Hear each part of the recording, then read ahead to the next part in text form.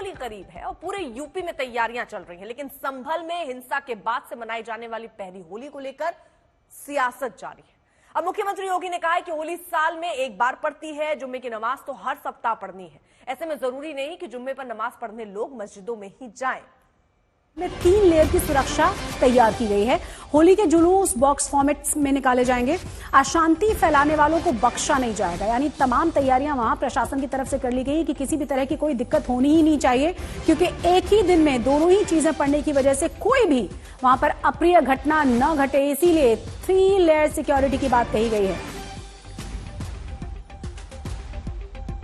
काफी तनाव का माहौल बताया जा रहा है होली जुमे के विवाद के बाद, और कहा यह जा रहा है कि इसीलिए प्रशासन की तरफ से पैनी नजर है। 3 लेयर सिक्योरिटी की बात कह दी गई है संभल में, और अलर्ट पर है प्रशासन।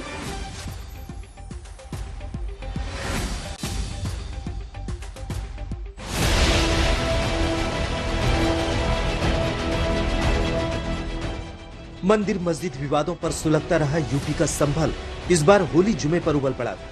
कहां तो प्रशासन होली जुमे पर शांति बैठक कर रहा था, सभी समुदायों से त्योहारों पर भाईचारे की अपील कर रहा था, गंगा जमुनी संस्कृति की दुहाई दे रहा था। लेकिन बैठक में संभल के सीईओ अनुज चौधरी ने जिस अंदाज में अपनी बातें रखी, इससे समझ ही नहीं आया कि वो समझा रहे थे या धमका रहे थे। तो मेरा स्पष्ट संदेश ये है, जिस भाई को होली खेलनी हो उस दिन वो बाहर निकले, और जिसमें कैपेसिटी और हिलने की, जिसका बड़ा मन हो वो बाहर निकले, नहीं तो अनावश्यक कोई भी आदमी बाहर ना निकले, अपने बच्चों के साथ रहे, अपने घर में नमाज।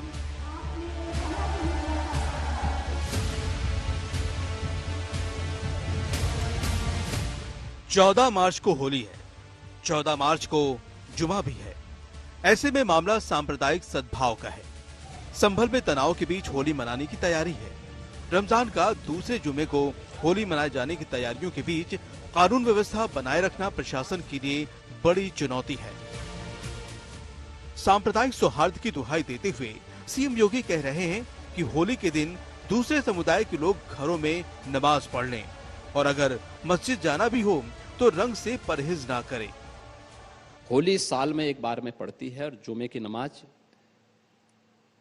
तो हर सप्ताह पढ़नी है। स्थगित भी हो सकती है, कोई बाध्यकारी तो है नहीं कि होना ही होना है। लेकिन अगर कोई व्यक्ति पढ़ना ही चाहता है तो अपने घर में पढ़ सकता है, आवश्यक नहीं कि वह व्यक्ति मस्जिद में ही जाए। या तो जाना है तो फिर रंग से परहेज न करें।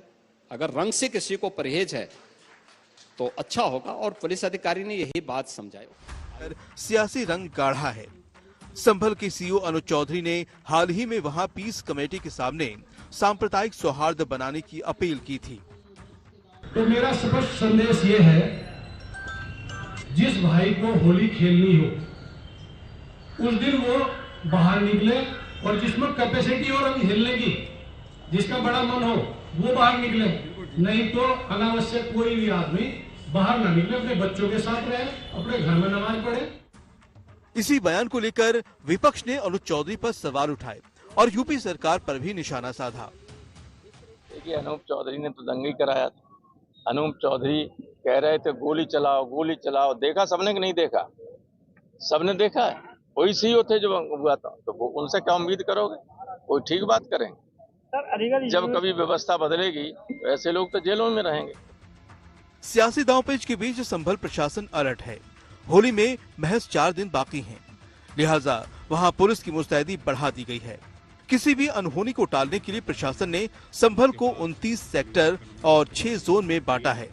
पुलिस की जीरो टॉलरेंस पॉलिसी पर अमल करने की रणनीति तैयार है। उपद्रवियों पर नजर है।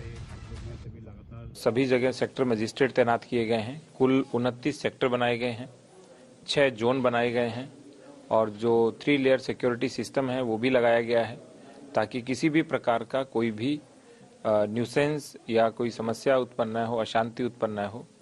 और जितने भी जुलूस निकलेंगे होली के अवसर पर, उन सभी को बॉक्स फॉर्मेट के अंदर हमने भेजने का फैसला किया है, जिसमें आगे पीछे दाएं और बाएं सब और पुलिस रहेगी, ताकि किसी भी प्रकार की कोई समस्या उत्पन्न न हो। संभल में जामा मस्जिद के आसपास और अन्य तनाव वाले इलाकों में सीसीटीवी लगाए जा चुके हैं। कई अन्य उपाय भी किए गए हैं ताकि हालात आउट ऑफ कंट्रोल न हो।